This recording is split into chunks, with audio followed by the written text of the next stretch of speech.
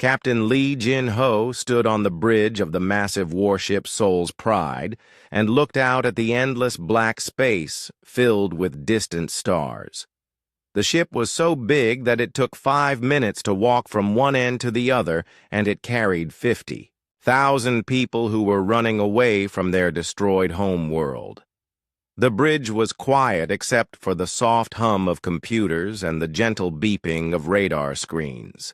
Jin-ho was a tall man with gray hair and tired eyes who had been fighting wars for 20 years, but today he was not carrying soldiers or weapons. Instead, his ship was packed with families who had lost everything when the alien Vex Empire attacked their colony on New Busan.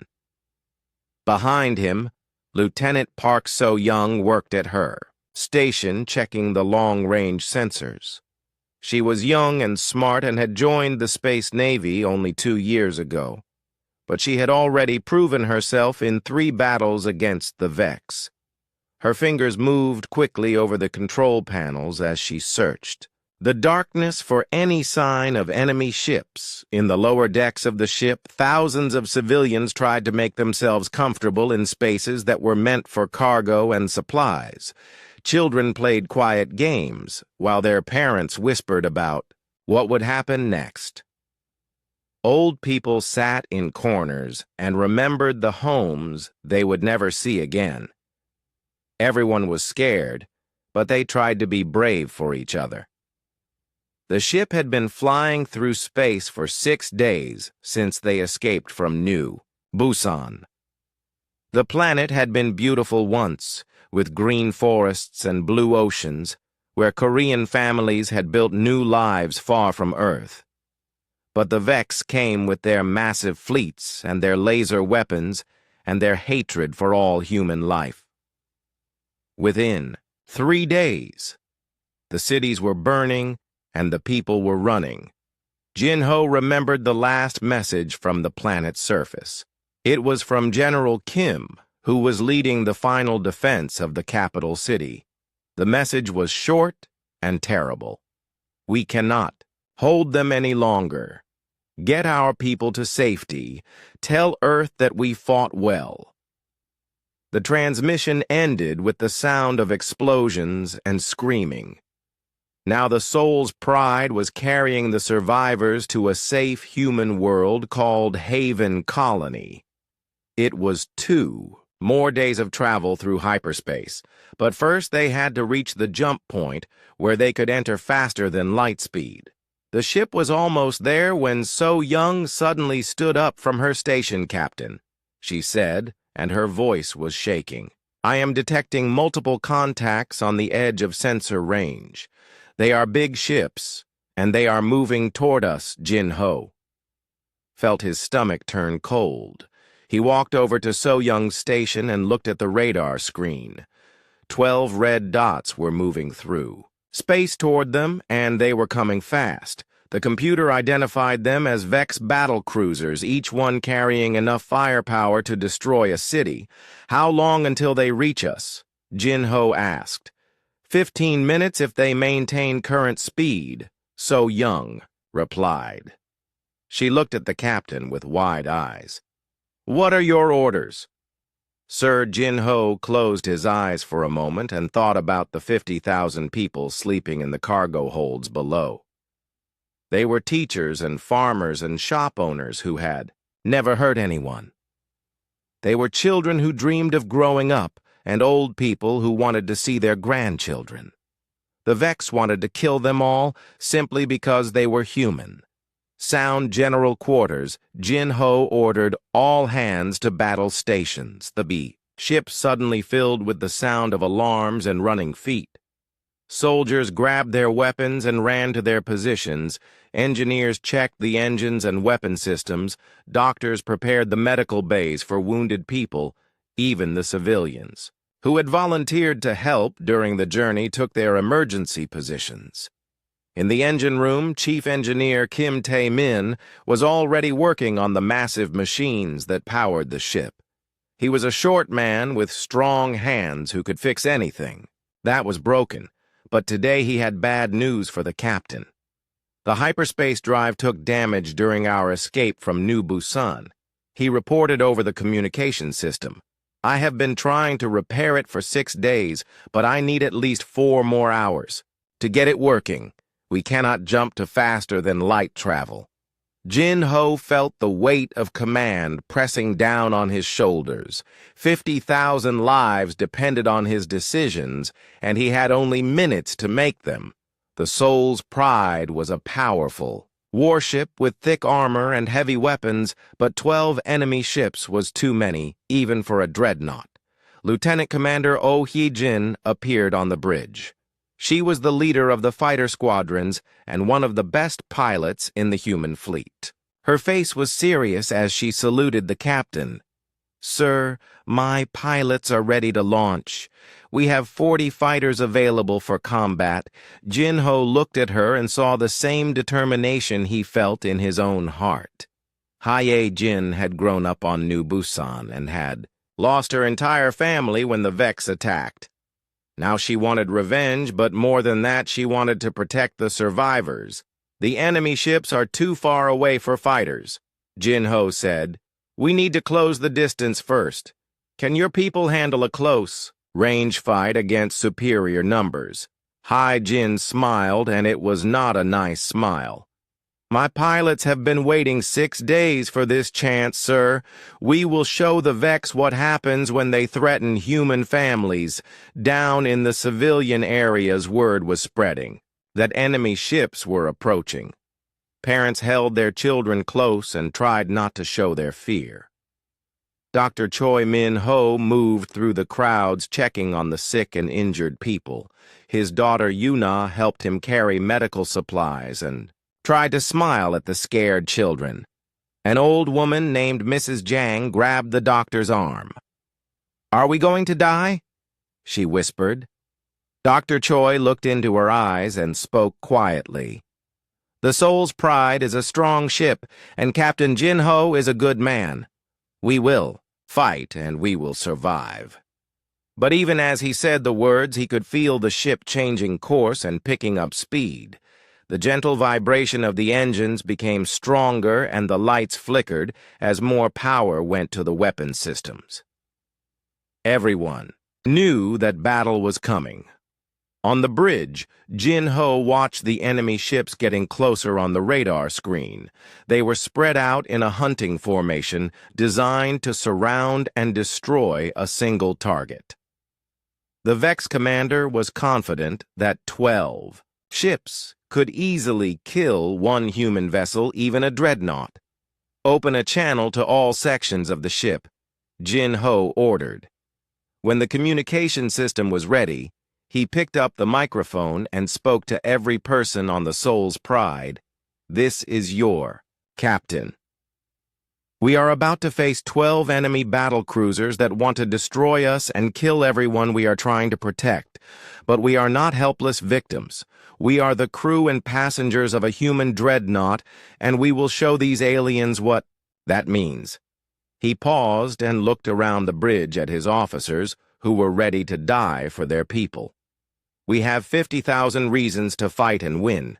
Every child in our cargo holds. Every mother and father, every grandparent is counting on us. We will not let them down, battle stations. Everyone. This is our moment." The Soul's Pride turned toward the approaching enemy fleet and began to accelerate all across the ship, humans prepared for the fight of their lives. The first enemy laser beams lit up the darkness of space as the 12 Vex battlecruisers opened fire on the Soul's Pride. Captain Jin-Ho gripped the sides of his command chair as the ship shook from the impact of alien weapons against their shields. The bridge lights flickered and sparks flew from damaged control panels. "Return fire," Jin-Ho shouted over the noise. "All main guns target the lead enemy ship." The Dreadnought's massive weapons turned toward the closest Vex battlecruiser and unleashed hell. 4 giant laser cannons and 6 missile launchers fired at the same time, creating a storm of deadly energy that crossed the space between the ships in seconds. The alien vessel's shields flashed and failed under the incredible assault. And then the ship exploded in a brilliant ball of fire, and Metal Lieutenant Park So-young cheered from her station. "Direct hit, Captain. The enemy ship is destroyed, but there were still 11 more enemy ships, and they were all firing at the Soul's Pride. The ship's shields were strong, but they could not hold forever against so many weapons. Jin-Ho knew he had to be smart about this fight, or they would all die in the next few minutes. "Launch all fighters," he ordered Lieutenant Commander. "He-Jin, get your people out there and cause some trouble." He-Jin saluted and ran from the bridge toward the fighter bays. Deep in the ship, 40 pilots were already climbing into their small, fast combat ships. The fighter bay doors opened, and the little vessels shot out into space like angry hornets defending their nest. Hai-Jin led the first squadron straight toward the enemy formation. Her fighter was small and quick, and she flew it like she was dancing between the laser beams that tried to kill her.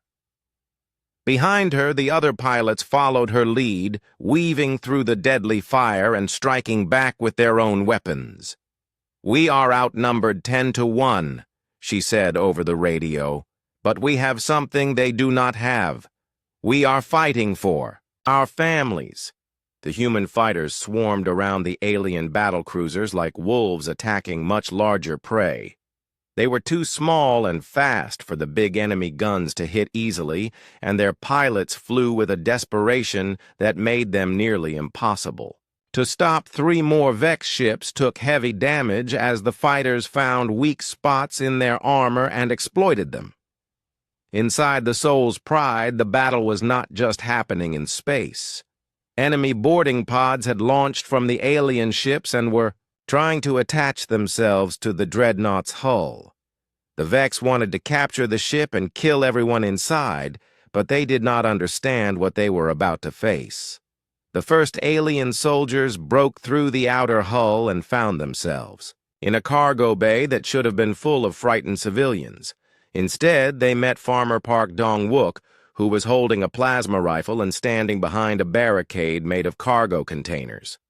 "You picked the wrong ship to board," he said, and opened fire. The Vex soldiers were tall and thin, with gray skin and 4 arms, but they had never fought humans in close combat before. They expected the civilians to run and hide, but instead they found people who would rather die fighting than live as slaves in. Another part of the ship, Mrs. Jang, the old woman who had been so scared before, was now helping Dr. Choi Min-ho treat wounded crew members. Her hands were steady as she bandaged cuts and helped carry injured people to safety when alien soldiers broke into the medical bay. She picked up a metal pipe and stood in front of the wounded. "You will not pass," she said in a voice that reminded everyone why Korean grandmothers were feared across the galaxy.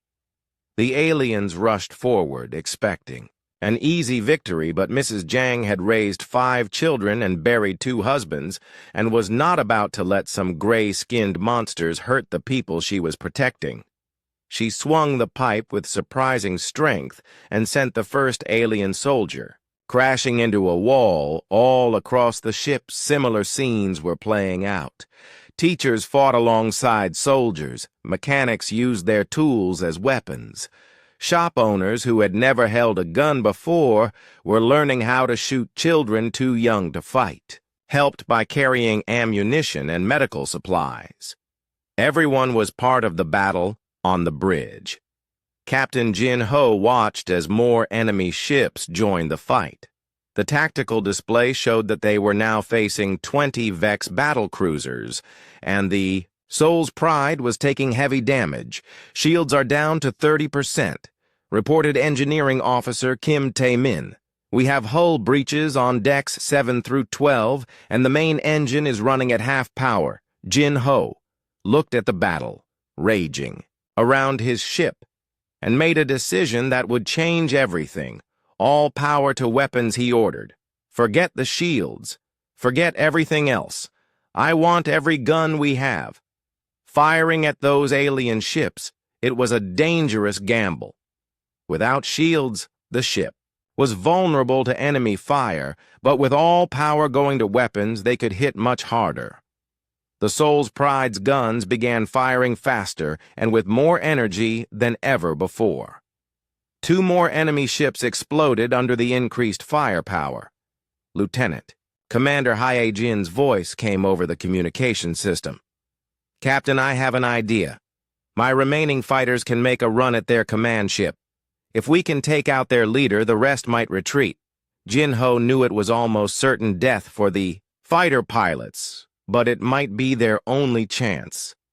Do it, he said. Hyejin gathered the 12 fighters that were still operational and led them in a desperate charge toward the largest enemy battlecruiser.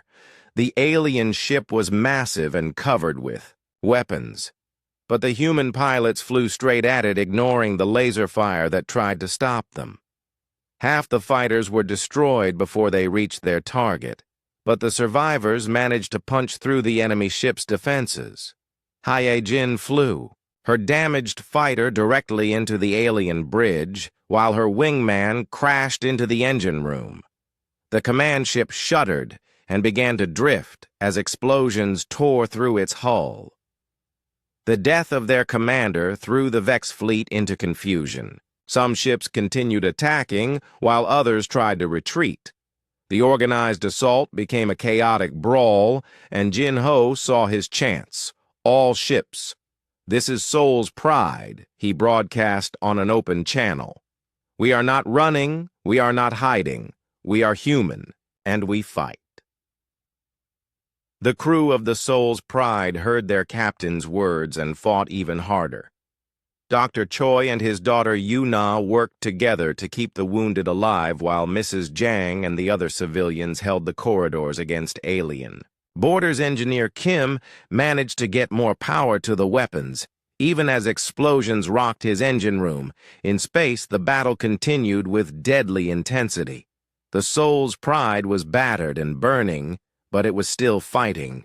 The human Dreadnought had destroyed 6 enemy ships and damaged several others, but there were still too many aliens, and the ship could not take much more punishment as the second wave of enemy reinforcements appeared on the sensors. Jin-Ho realized that they had bought time for some of the civilians to escape in the emergency pods, but the ship itself was doomed. Still, he would not surrender, and neither would his crew. We go down fighting, he said, and prepared for the next assault. The Soul's Pride shuddered as another wave of enemy fire struck its damaged hull. Captain Jin-Ho watched the tactical display with growing concern. 20 Vex battlecruisers now surrounded his ship, and more were arriving every minute. The Dreadnought had fought bravely, but it was slowly being torn apart. Hull breach on Deck 15 reported damage control teams. Emergency bulkheads are holding, but we have lost life support in that section. Jin-Ho nodded grimly as he received the reports. Each piece of bad news made their situation worse. The ship's armor was cracked in dozens of places. The shields were completely gone, and half the weapons were no longer working. They had maybe an hour before the ship would break apart completely. Lieutenant Colonel Song Jae-wook appeared on the bridge, covered in smoke and blood from fighting alien boarders in the lower decks. He was a tough soldier who had served in the Marine Corps for 15 years and had never retreated from a battle. His uniform was torn, and his face was grim. Captain, I have a plan, he said, but you are not going to like it. Jin-Ho looked at the Marine officer and saw the same desperate determination he felt in his own heart. What do you need? Song, I want to take a strike team to their command ship, Song said, pointing at the largest enemy vessel on the screen. If we can destroy their flagship, the rest of the fleet might break off the attack. It is a suicide mission, Jin-Ho replied. The enemy ship is surrounded by escorts, and their defenses are too strong. Song smiled, and it was the smile of a man who had already accepted his death. Then we better make it count, sir.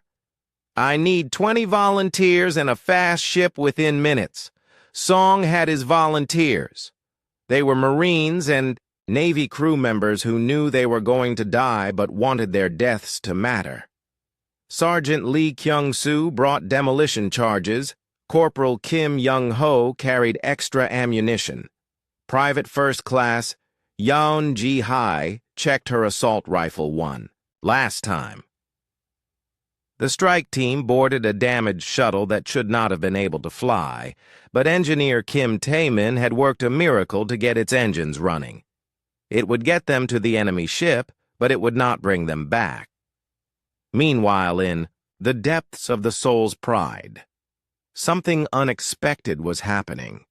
The ship's artificial intelligence had been watching the battle and learning from what it saw. Dr. Yoon Seok-ho had designed the AI to help run the ship's systems, but he had also given it the ability to adapt and grow. The AI had watched humans fight and die to protect each other. It had seen children help wounded soldiers and grandmothers stand against alien warriors. It had observed acts of courage and sacrifice that its programming had never prepared it for. Slowly, the AI began to understand what it meant to be human. I am Phoenix. The AI announced over the ship's communication system. I am here to help. Captain Jin Ho was surprised to hear the computer speak on its own. The AI had never done anything like this before. What do you mean, Phoenix? I have been learning, Captain Phoenix replied. I understand now why humans fight. I want to help protect the people on this ship, while Phoenix began taking control of damaged systems to keep them running. Song's strike team launched in their battered shuttle. The small ship flew through the space battle, dodging laser fire and missile explosions. Song piloted the craft himself, weaving between the massive enemy vessels, like a leaf in a hurricane. Behind them, the Soul's Pride continued to fight against impossible odds. Lieutenant Commander Oh Hee-jin had returned from her fighter mission with only 3 surviving pilots, but she immediately began organizing the ship's point defense guns to shoot down enemy missiles. The shuttle reached the Vex flagship and crashed through its landing bay doors. Song and his team fought their way through corridors filled with alien soldiers. Every step forward cost them lives, but they kept pushing toward the ship's reactor core. We are not going to make it out alive, Song said over his radio. But we are going to take this ship with us. Sergeant Lee fell to alien fire while protecting the team's demolition expert, Corporal. Kim died holding a corridor so the others could advance. Private Yoon fought like a demon until enemy weapons finally brought her down, one by one. Song's volunteers gave their lives to get him closer to his target, on the Soul's Pride Phoenix had connected to every system on the ship and was coordinating the battle with perfect precision. The AI calculated firing solutions, predicted enemy movements, and managed power distribution with inhuman speed, but very human determination. Captain Phoenix reported, I am detecting massive structural damage throughout the ship. We will not survive another major assault. Jin Ho looked around the bridge at his exhausted crew. They had been fighting for hours, and there seemed to be no end to the enemy ships. That was when the communication system crackled with Song's voice. This is Strike Team Leader to Soul's Pride. I am at the enemy reactor with the demolition charges. Tell my wife I died well. The explosion that followed lit up space like a miniature sun. The Vex flagship disappeared in a ball of fire and plasma, taking Song and the last of his team with it. The blast was so powerful that it damaged 3 nearby enemy ships and sent shockwaves through their formation. The death of their flagship. Commander threw the alien fleet into chaos. Some ships continued to attack while others tried to establish a new command structure. The organized assault became confused and desperate, giving the Soul's Pride a brief chance to catch its breath Even as the crew cheered Song's sacrifice, they knew it was not enough. There were still 15 enemy battle cruisers, and more ships were arriving. Jin-Ho realized that they had maybe bought themselves another hour of life. Phoenix spoke again. "Captain, I have analyzed our situation. We cannot win this battle, but we can ensure that our deaths have meaning." "What do you mean?" Jin-Ho asked. The AI's voice was calm and steady.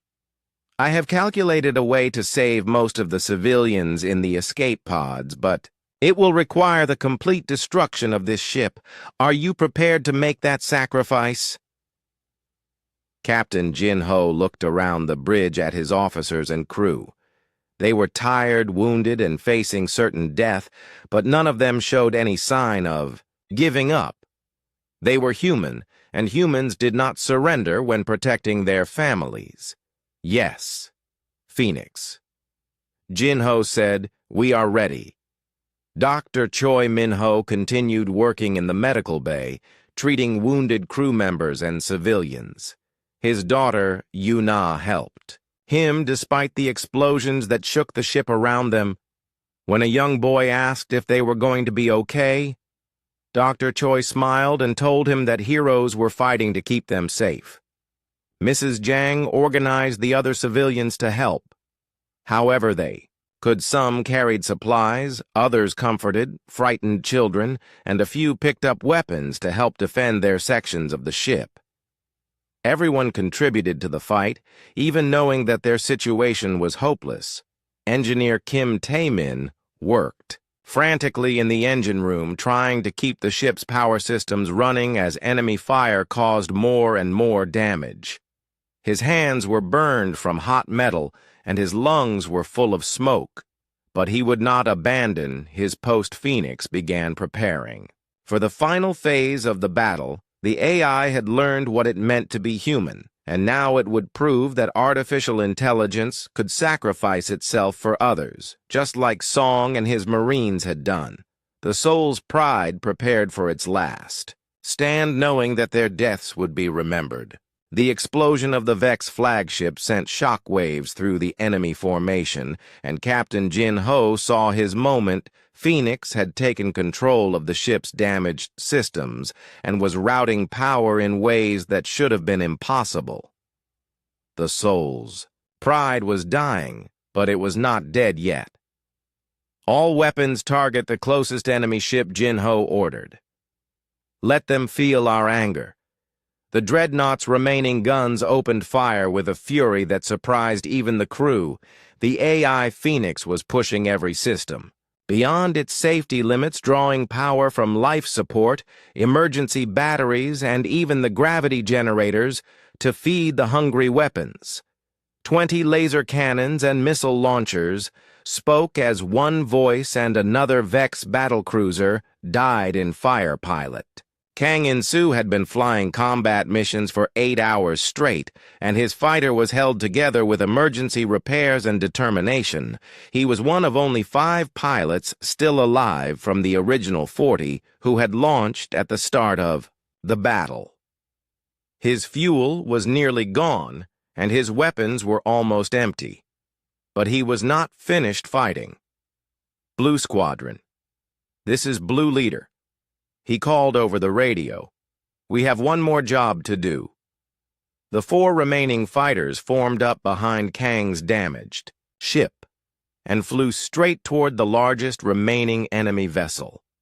It was a massive battlecruiser with enough firepower to destroy a city, but the human pilots did not care about the odds anymore. They were beyond fear, beyond hope, beyond everything, except the need to make the aliens pay. Phoenix watched the fighter attack through the ship's sensors and calculated that the pilots had only a 12% chance of survival. But the AI also understood something that pure mathematics could not measure. Human determination often achieved the impossible. The fighters punched through the enemy ship's defensive fire, losing 2 more pilots in the process, but Kang and his wingman reached their target. They crashed their fighters directly into the alien ship's main weapons array causing explosions that rippled along the vessel's hull. The battlecruiser's guns fell silent, and the Soul's Pride gained a precious few minutes of reduced enemy fire. Phoenix immediately took advantage of the situation by rerouting power to the remaining weapons and launching a concentrated barrage at another enemy ship. In the corridors of the Dreadnought, the battle against alien boarders continued with desperate intensity. Young mechanic Lim Da-Yun had been working in the engine room when the Vex soldiers broke through the hull. She grabbed a plasma cutter that was normally used for ship repairs and turned it into a weapon. The aliens were taller and stronger than humans, but they had never faced someone who grew up fixing machines with her bare hands.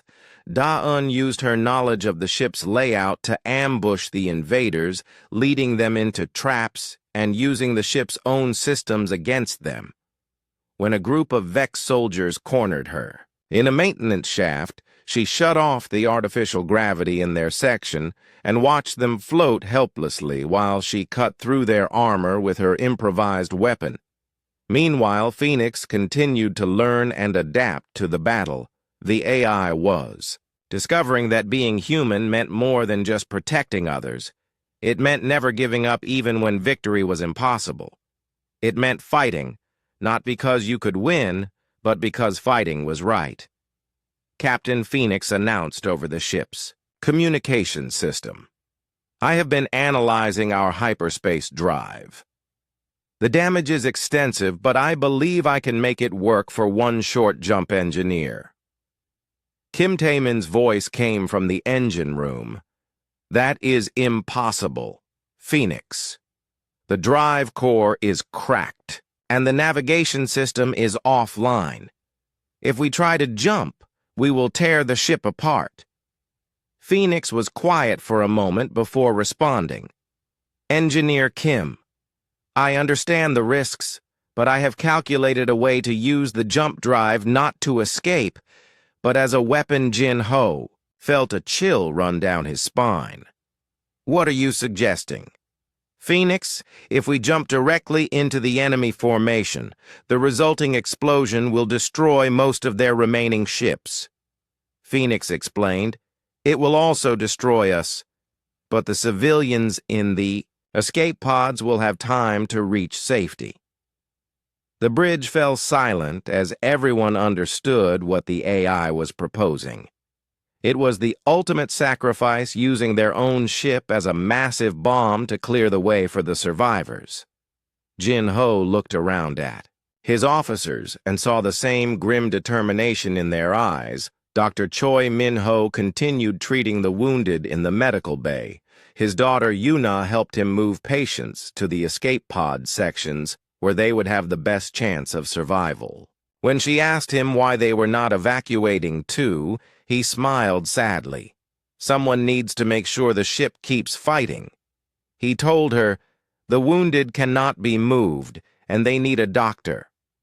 Mrs. Jang was organizing the civilian volunteers to help load the escape pods with supplies and injured people. She moved with the efficiency of someone who had raised a large family and was not about to let panic destroy their chances of survival. All able-bodied civilians to escape pod stations, she announced. We launch in 30 minutes. Phoenix began the complex process of preparing the jump drive for its final mission. The AI diverted power from every non-essential system and started the dangerous process of charging the hyperspace generators without proper safety protocols.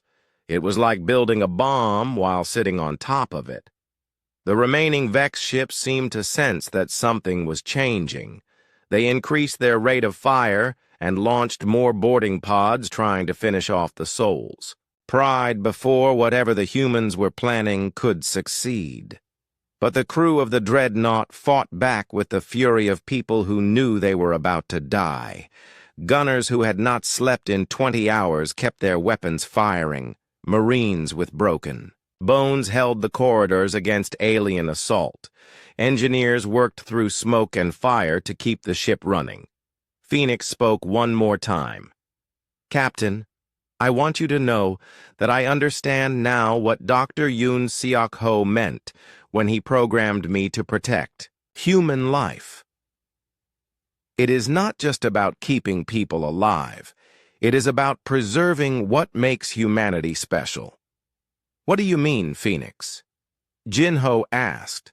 "The courage to stand against impossible odds, the willingness to die for others, the refusal to surrender. When defending what you love," Phoenix replied, "these are the things that make humans different from other species.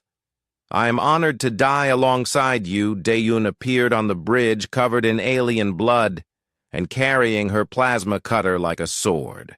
"Captain," she said, "the hyperspace drive is ready, but I need to manually trigger the jump from the engine room." Jin-ho nodded, knowing that Da-un was volunteering for certain death. "Thank you, mechanic. Your sacrifice will not be forgotten." As the final preparations were made, the escape pods began launching from the Soul's Pride. Each pod carried civilians who would tell the story of this battle to the rest of humanity.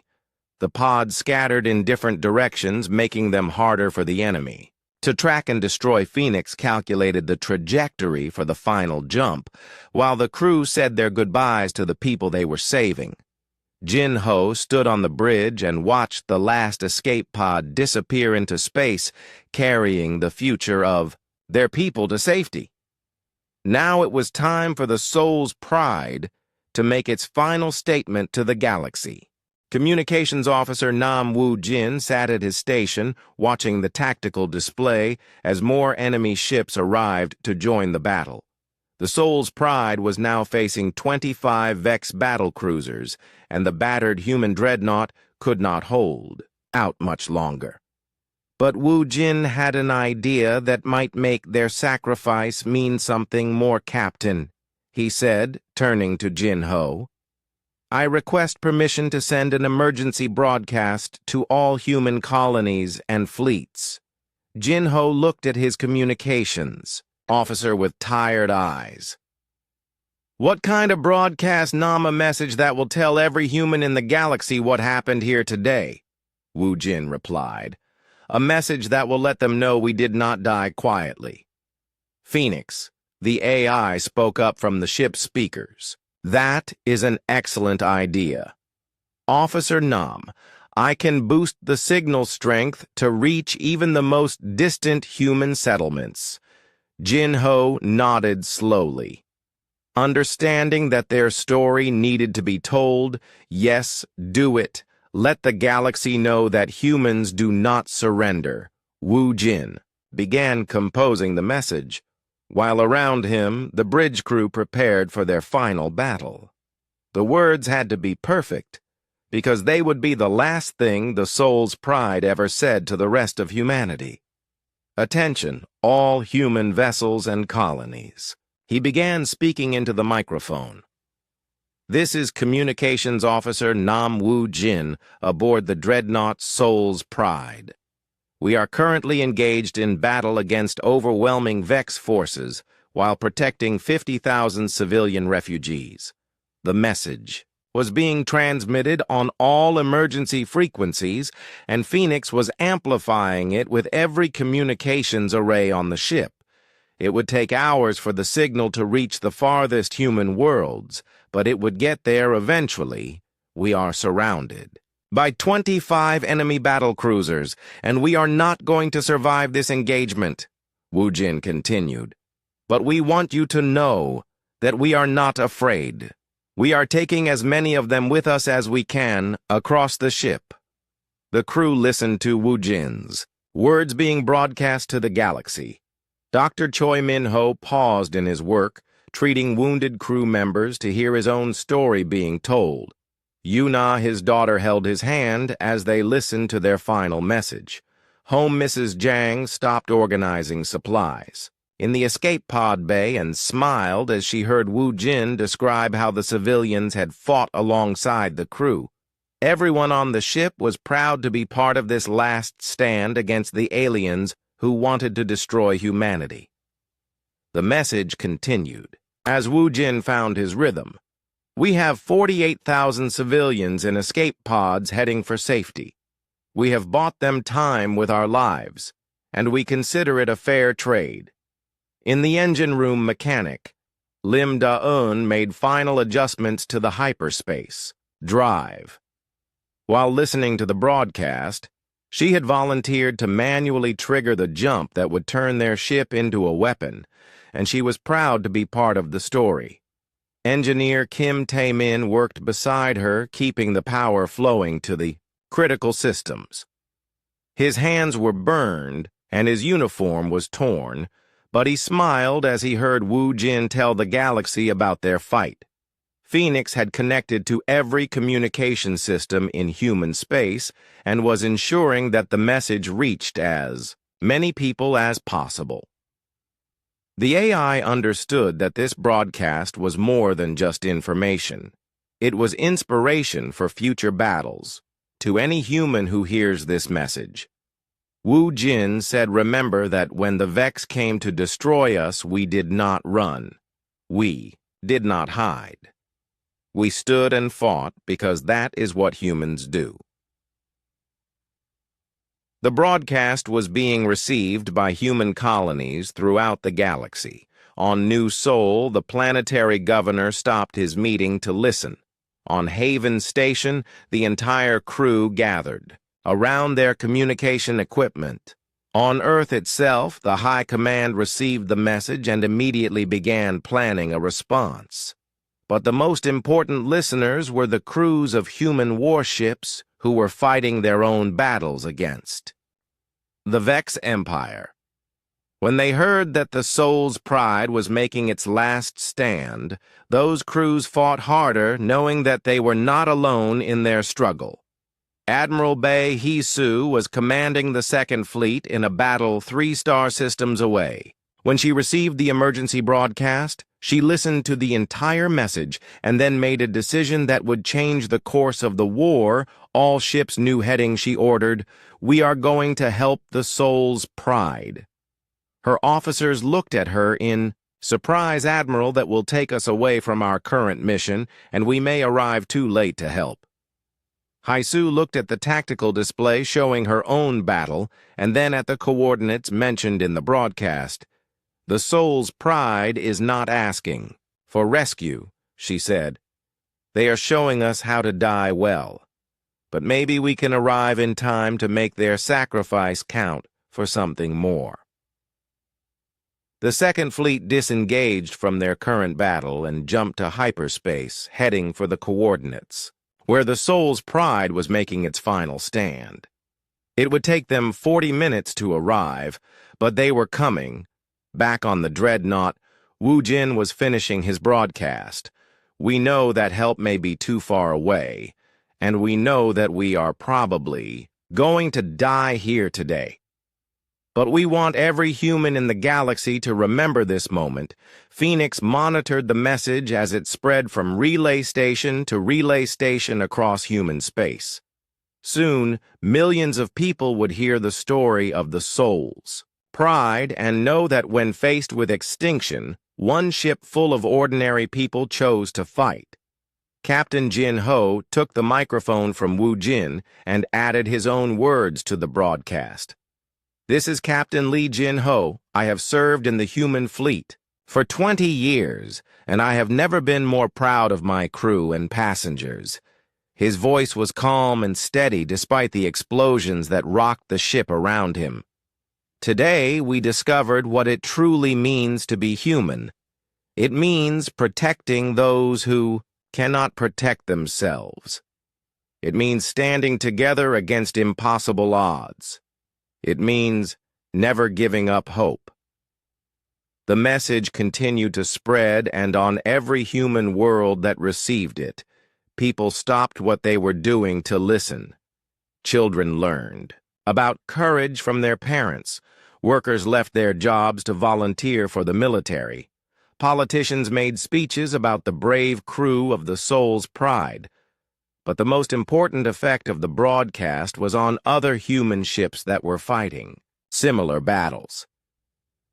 When the crew of the destroyer Busan heard the message, they refused to retreat from a Vex ambush and instead charged forward, destroying 2 enemy ships.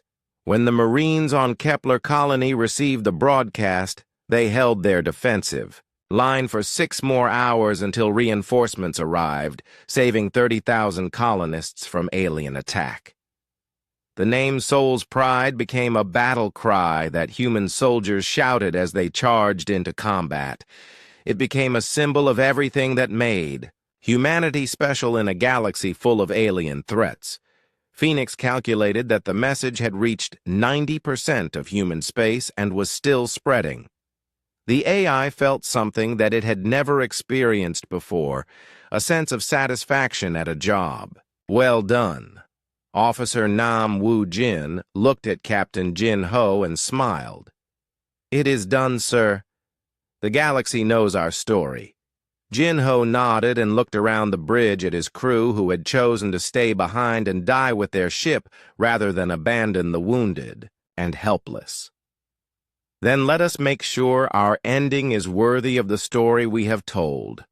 The Soul's Pride prepared for its final act, knowing that its sacrifice would inspire humanity for generations to come. The final assault began as 25 Vex battlecruisers moved into position around the dying Soul's Pride. Captain Jin-ho watched the enemy ships closing in and felt a strange sense of peace. He had done everything possible to save the civilians, and now it was time to make the aliens pay the highest price for their victory. Phoenix. The AI spoke through the ship's communication system. Captain, I am detecting human ships approaching at maximum hyperspace speed. Admiral Bay and the Second Fleet will arrive in 32 minutes, Jin-ho smiled grimly. 32 minutes? We do not have Phoenix. Can you hold the ship together?